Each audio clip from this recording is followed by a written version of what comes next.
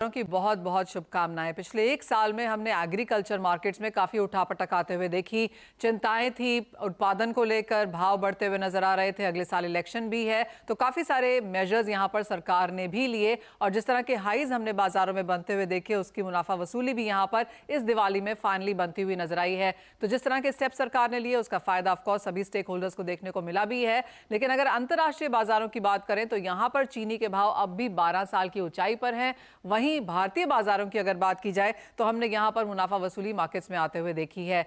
इसी के साथ साथ अगर खाने के तेलों की बात करें तो पिछले साल दाम यहां पर ऑल टाइम हाईज पे थे, लेकिन उसके बाद यहां पर आधे पर अब भाव बनते हुए नजर आए हैं। हालांकि देश में तिलहन फसलों का उत्पादन अभी भी सरकार के अनुमान से कम ही है। ऐसे में कहां रहेंगे खाने के तेलों के प्राइसेस, चीनी को लेकर यहां पर क्या कुछ देखने को मिल सकता है, ये दिवाली सभी स्टेक होल्डर्स यानी कि इंडस्ट्री, कंज्यूमर और किसान के लिए कैसी रह सकती है, इस पर बात करने के लिए हमारे साथ हैं एशिया पाम ऑयल अलायंस के चेयरमैन और श्री रेणुका शुगर्स के एग्जीक्यूटिव चेयरमैन अतुल चतुर्वेदी। साथ ही खाने के तेल पर एक्सक्लूसिवली बात करने के लिए जुड़ेंगे जीजीएन रिसर्च के मैनेजिंग पार्टनर नीरव देसाई। आप दोनों का कार्यक्रम में स्वागत है और आप दोनों को त्योहारों की ढेर सारी शुभकामनाएं भी। चीनी से शुरुआत करते हैं क्योंकि सारी चीज यहाँ पर कुछ मीठा हो जाए और मिठास के साथ ही है। अतुल जी, आपसे लगातार बात होती भी रहती है और आप हमें बताते भी रहते हैं कि अंतर्राष्ट्रीय बाजारों में जिस तरह से चीनी के भाव बढ़े हैं, जो कि 35% हैं इस साल में, भारतीय बाजारों में वो तेजी सिर्फ 4 से 5% की रही है। लेकिन क्योंकि अब क्रशिंग का सीजन भी शुरू हो चुका है, कैसे देखते हैं आप पिछला एक साल चीनी के लिहाज से, इंडस्ट्री के लिहाज से, और आने वाला एक साल अब यहाँ पर कैसा रह सकता है? इससे पहले कि मैं आपकी क्वेश्चन का जवाब दूं, आपको और आपके स्टूडियो में जितने लोग हैं मौजूद, उनको और आपके सारे जो ऑडियंस है, उन सबको दीपावली की तहे दिल से मुबारकबाद देता हूं। शुक्रिया। आपने जो ये क्वेश्चन पूछा है पिछला एक साल का, मैं समझता हूँ एक साल तो शुगर इंडस्ट्री के लिए हिंदुस्तान में काफी ठीक रहा है। शुगर प्राइसेस भी थोड़े डोमेस्टिकली एलिवेटेड रहे हैं, जैसे पहले रहते थे उसके मुकाबले में। और पर एक चीज जरूर है कि ये जो इस साल जो रेंज थी ना अगस्त महीने में, वो थोड़ी कर्नाटका और महाराष्ट्र में जरा तकलीफ दे रही हैं, जिसके के चलते ऐसा लगता है कि शायद इस साल प्रोडक्शन में डेफिनेटली इफेक्ट आएगा। But having said that, UP के अंदर प्रोडक्शन बिल्कुल अच्छा रहेगा और वहां पे कोई तकलीफ नहीं दिखाई दे रही है। तो ओवरऑल जो इसमें एस्टिमेट करता है, वो ये एस्टिमेट कर रहा है कि आने वाले साल में रफली अबाउट 3 मिलियन टन का रिडक्शन होगा। लास्ट ईयर जो कैंपेन खत्म हुआ है, उस कैंपेन में हिंदुस्तान ने रफली अबाउट 6.3 या 6.4 million ton sugar world market को एक्सपोर्ट करी। पर वो मैं समझता हूं कि इस साल शायद हिस्ट्री रहेगी। इस साल एक्सपोर्ट में कुछ नहीं दिखाई देता मेरे को, क्योंकि इलेक्शन ईयर भी है और इन्फ्लेशनरी प्रेशर्स भी हैं सब जगह, फूड का इन पर्टिकुलर। तो इस साल मैं समझता हूँ एक्सपोर्ट्स तो नहीं होंगे। और जहां तक एथेनॉल का सवाल है, एथेनॉल भी last year about 4 million ton sugar sacrifice हुई थी एथेनॉल में। अगर इस मर्तबा एथेनॉल के प्राइसेस नहीं बढ़ाए गए तो मैं समझता हूं ये थोड़ा सा रिडक्शन होगा इसके प्रोडक्शन में एथेनॉल का। ओके अतुल जी, कंज्यूमर्स के लिए तो क्लियरली अच्छा है क्योंकि चीनी के भाव बहुत ज्यादा यहाँ पर नहीं बढ़े हैं।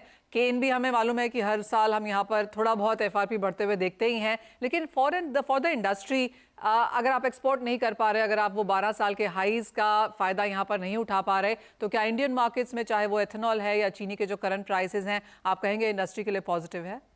नहीं, इंडस्ट्री के लिए जो करंट प्राइसेस हैं वो डेफिनेटली पॉजिटिव हैं, क्योंकि हिंदुस्तान के प्राइसेस भी धीरे धीरे थोड़ा उन्हें नीचे का घर छोड़ दिया। जो 32-33 रुपए की रेंज में बिका करती थी पर किलो शक्कर, आज मैं समझता हूँ 37-38 रुपए महाराष्ट्र कर्नाटका में और 40 रुपए के आसपास यूपी में। तो this is a good price for the industry. और जहां तक एथेनॉल का सवाल है, वो $1 मिलियन क्वेश्चन हो जाएगा कि एथेनॉल में कितना डाइवर्जन होगा अगर प्राइस इंक्रीज नहीं हुए।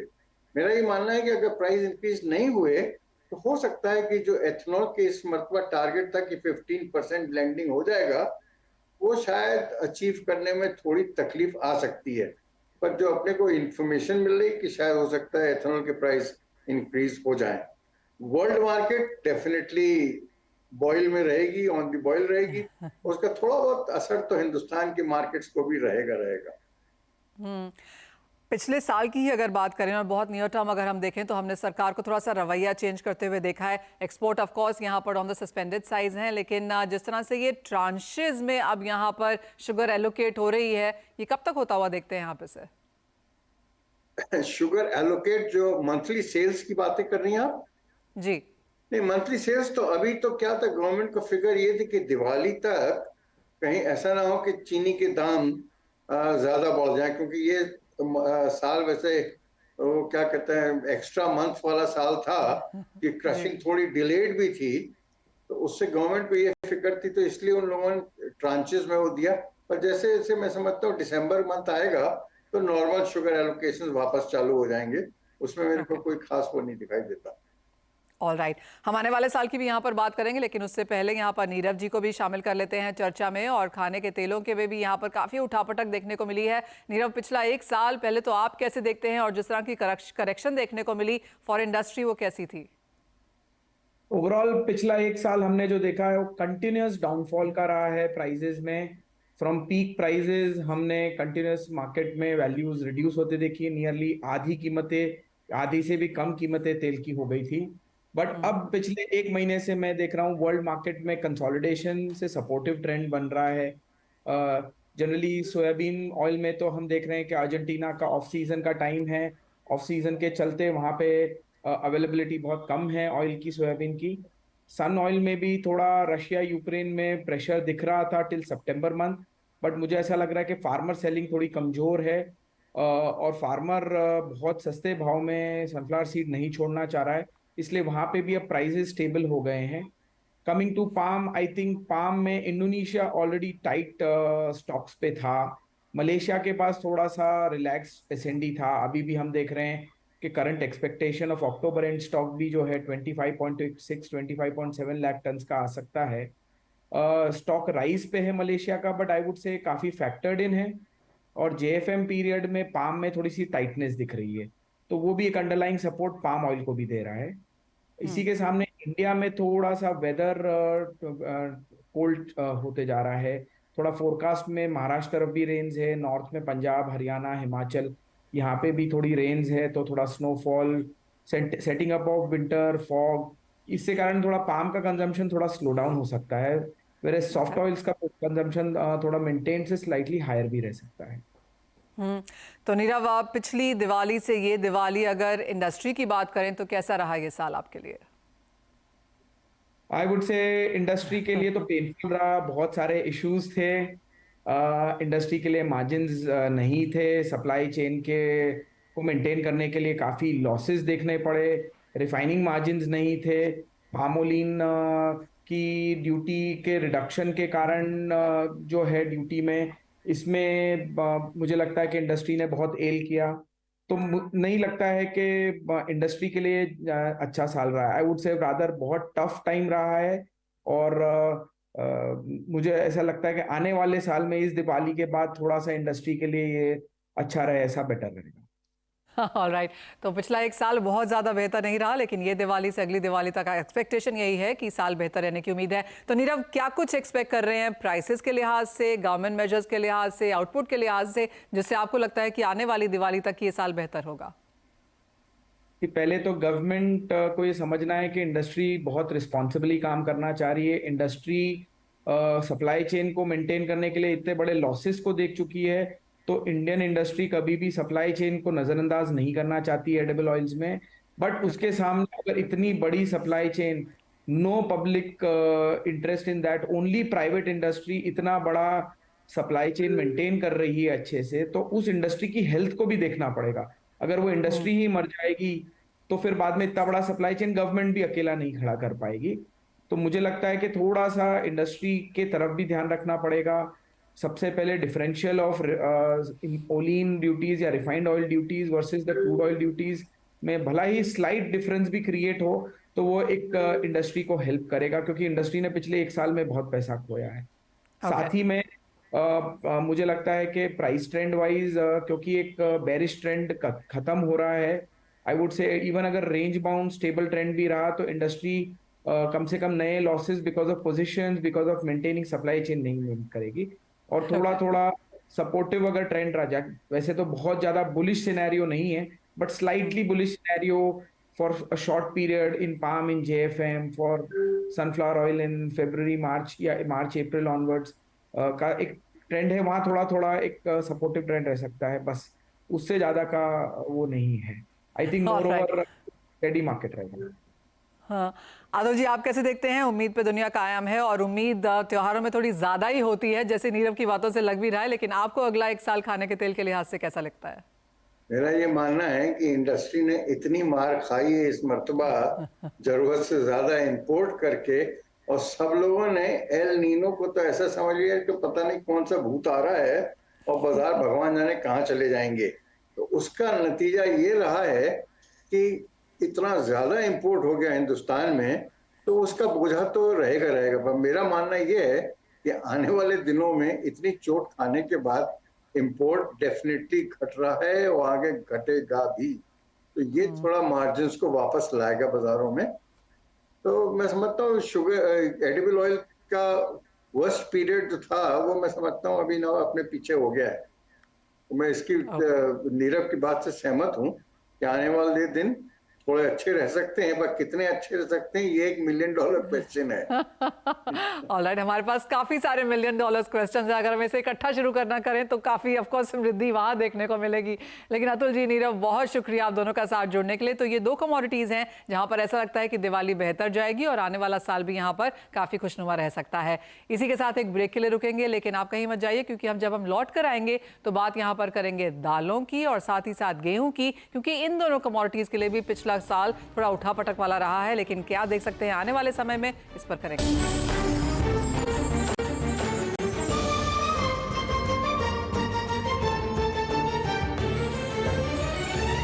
आपका स्वागत है। बात अब यहाँ पर दालों की कर लेते हैं, जहाँ पर उत्पादन गिरने की आशंका अब भी है। हालांकि सरकार तुअर का उत्पादन बढ़ने की उम्मीद जता रही है, लेकिन बाजार इंपोर्ट के ही भरोसे बैठा है। वहीं ओएमएसएस की बिक्री के जरिए गेहूं की कीमतों में हमने कुछ बहुत कमी आते हुए जरूर देखी है। इंडस्ट्री का मानना है कि मंडियों में सप्लाई अब भी कम है और अगर सरकार इंपोर्ट जल्द नहीं शुरू करती तो गेहूं की कीमतों में बढ़त देखने को मिल सकती है। कैसे रह सकता है आने वाला एक साल यहाँ पर दालों और गेहूं के लिए, इस पर बात करने के लिए हमारे साथ जुड़ रहे हैं रायपुर अनाज संघ के प्रेसिडेंट एसएन महावार और Shivaji roll of flour mills के ओनर अजय गोयल। अजय जी, नमस्कार। पिछला एक साल स्टॉक लिमिट्स, ओएमएसएस, इंपोर्ट नहीं खुलना, काफी कुछ हमने गेहूं में आता हुआ देखा है। ये दिवाली कैसी है? ये दिवाली अभी जो है सब उम्मीदों पे टिकी हुई है, क्योंकि अब हाल ये हो गया है कि सारा व्यापार सरकार के हाथ में हो गया है। जो निजी व्यापारी है या ट्रेडर है या मिलर है, उसकी कोई भविष्यवाणी काम नहीं आती। सरकार जो है सब कुछ कंट्रोल कर रही है, प्रोक्योरमेंट से लेके डिस्ट्रीब्यूशन तक, और क्या प्राइस होनी चाहिए, किसको कितना मिलना चाहिए। तो आज की तारीख में जो इतने सालों से एक फ्री मार्केट की तरफ मूव हो रहे थे, वो सारा अनवाइंड हो चुका है और सारा अभी जो है सरकार के हाथ में चला गया है। काफी हद तक वही हाल हमने चीनी का होता हुआ देखा है, खाने के तेलों में, और गेहूं में भी वही हाल है। तो अजय जी, अब आने वाले समय में क्या एक्सपेक्टेशंस है, क्या देखेगी इंडस्ट्री, सरकार से क्या उम्मीद है? आने वाले समय में अगले 3-4 महीने थोड़े कठिन लग रहे हैं, लेकिन क्योंकि सरकार जो है कीमतों पे नियंत्रण रखना चाह रही है, तो वो सबको यही उम्मीद है कि जो है बाजार को दौड़ने नहीं देगी। पर्याप्त मात्रा में ना सही, लेकिन जो है सप्लाई जो है बरकरार रखेगी ओएमएसएस के थ्रू। और हो सकता है इस साल जो है सरकार अपने जो बफर स्टॉक होता है उसके अंदर भी जो है हाथ डाले और बफर स्टॉक को भी रिलीज कर दे, क्योंकि जो बफर स्टॉक है वो ऐसी परिस्थितियों के लिए ही बनाया जाता है, मेरा ये मानना है। तो सरकार जो है 2-3 मिलियन टन अगर बफर से भी निकालना होगा तो निकाल सकती है। इस उम्मीद से बाजार जो है कायम चल रहे हैं आज की तारीख। जी हाँ, भारत आटा भी हमने यहाँ पर आता हुआ देखा है, तो सरकार क्लियरली काफी कुछ हैंडल करती हुई। लेकिन अजय जी, पिछली दिवाली क्या भाव थे गेहूं के, इस दिवाली क्या हैं, और अगर आपको क्रिस्टल गेजिंग में यहाँ पर फोर्स किया जाए तो अगली दिवाली तक क्या रह सकते हैं? तो ऐसा है कि कई सालों तक जो है गेहूं के दाम काफी दबे रहते थे, और लेकिन अब पिछली दिवाली से अगर अंदाजा लगाए तो पिछली दिवाली इस समय जो है 26-27 के आसपास के दाम थे, जो ऊपरी स्तर पे जाके जनवरी में 32 रुपए हो गए थे रेफरेंस के लिए, और आज की तारीख में 28, 28.5 है। लेकिन जो एक सस्ती गेहूं का जमाना था वो अब खत्म हो चुका है, क्योंकि उत्पादन भी नहीं बढ़ रहा है, डिमांड मल्टीफोल्ड बढ़ती जा रही है और प्रोडक्शन जो है उसके साथ पेस नहीं रख पा रहा है। तो मुझे लगता है आने वाले सालों में भी जो है ये नया बेस बन जाएगा। 28-29 रुपए का जो गेहूं के दाम है, लगभग जो है इसके आसपास का जो है नया बेस बन जाएगा, अनलेस सरकार जो है इंपोर्ट और खुला बाजार कर दे और फ्री इंपोर्ट हो, और इंटरनेशनल मार्केट से जो है जैसे आज की तारीख में अगर सरकार चाहे तो जो है 27-28 रुपए में काफी इंपोर्ट हो सकता है। लेकिन क्योंकि उन्होंने इंपोर्ट पे हैवी ड्यूटी लगा रखी है तो लोकल बाजार जो है बॉयंट ही रहेगा, अनलेस कोई तरीके से गवर्नमेंट अपना बफर फिर से क्रिएट बिल्डअप नहीं कर पा रही है। तो एक चीज तो यहाँ पर अक्रॉस एग्रीकल्चर बात सही है कि सारा कुछ यहाँ पर सरकार के ऊपर है, जैसे आपने भी कहा अजय जी। काफी हद तक हमने दालों में भी वही आता हुआ देखा है। महावार जी नमस्कार, आप कैसे देखते हैं दालों के जो बाजार है पिछले एक साल में? यहाँ भी बहुत उठापटक है, सरकार ने वार्निंग्स दी, ये बोला कि अब कितना स्टॉक है आपके पास वो बताइए, हम बेचेंगे बाजार में आके। तो एक और बाजार जहां पर सरकार ने टोटल होल्ड लिया। Yes ma'am, comparatively last year की दिवाली से इस दिवाली तक आप पूछ रही हैं मैम? जी जी मैम देखा जाए तो चने के भाव लास्ट ईयर ऑलमोस्ट 4900 अप्रोक्स थे। 2023 की दिवाली में 6400 के भाव हैं। इसमें अपन देखा जाए तो 25 से 30% का गेन है। तुअर के प्राइसेस लास्ट ईयर दिवाली में 7400 का अप्रोक्स जो है 7400 के भाव प्रिवेल कर रहे थे, अभी 11500 के भाव हैं। अगर 7400 के हिसाब से देखा जाए तो वो 45 से 50% के जो है वो पल्सेस तुअर पल्स में जो हाई दिख रहा है।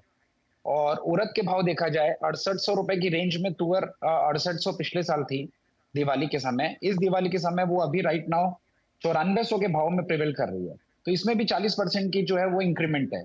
तो ऑलमोस्ट सभी पल्सेस में लास्ट दिवाली से ये दिवाली जो है वो बाजार जो है 35 से 40% के जो इंक्रीमेंट चल रही है। मैम वो राइजिंग इन प्राइसेस के जो है वो बहुत सारे इश्यूज हैं। उसका कारण ये है कि मतलब वेदर खराब रहा, अल नीनो के फैक्टर्स रहे, उस कारण जो है प्रोडक्शन लेस रहा तुअर और उड़द में, उसकी यील्ड भी कमजोर आई। हालांकि चने का प्रोडक्शन सेम था। और एक्स्ट्रा कंजप्शन भी जो है ना, एक्स्ट्रा कंजप्शन भी इस साल जो हुआ है, गवर्नमेंट की जो स्कीम्स हैं उसके थ्रू में जो है वेरियस स्कीम है, जैसे आईसीडीएस में जो है, मिड डे मील में है, पीडीएस एक्सेट्रा जो है, भारत दाल की जो अभी स्कीम्स चल रही है, इसके कारण जो है कंजप्शन जो है वो बढ़े हैं, एक्स्ट्रा कंजप्शन आए हैं। तो वो प्राइसिंग जो राइजेस हैं वो इसी की वजह से मैम। महावार जी, तो यानी कि क्लियरली अगर अक्रॉस एग्रीकल्चर कमोडिटीज देखा जाए एसेंशियल में, तो सबसे ज्यादा तेजी यहां पर दालों में देखने को मिली है, क्योंकि और किसी कमोडिटी में 35-40% का बढ़त पिछली दिवाली से इस दिवाली शायद नहीं देखने को मिला। अब इस दिवाली तो ऑफ कोर्स इतने हाई भाव हम यहाँ पर दे ही रहे हैं, और आने वाला साल भी कोई बहुत ज्यादा सुंदर यहाँ पर नहीं दिख रहा, जैसे कि आप बता रहे थे। तो और कितनी तेजी की एक्सपेक्टेशन या तैयारी यहाँ पर कंज्यूमर को रखनी चाहिए? मैम देखिए, इसके लिए मैंडेटरी एक्शन जो है वो सरकार बहुत अच्छे से ले रही है, बहुत अच्छे से वो मैनेज कर रही हैं। जैसे कि पोर्टल में स्टॉक, जैसा कि आपने बताया, अभी पोर्टल में स्टॉक का अपडेशन हो गया, स्टॉक लिमिट लगी तुअर और उड़द में। भारत चना दाल का जो है वो इस साल ओपनिंग हुई है, पहली बार पूरे भारतवर्ष में भारत चना दाल जो आई है, चना दाल आई है, वो ऑल ओवर इंडिया जो है डिस्ट्रीब्यूट हो रही है सभी स्टेट्स में।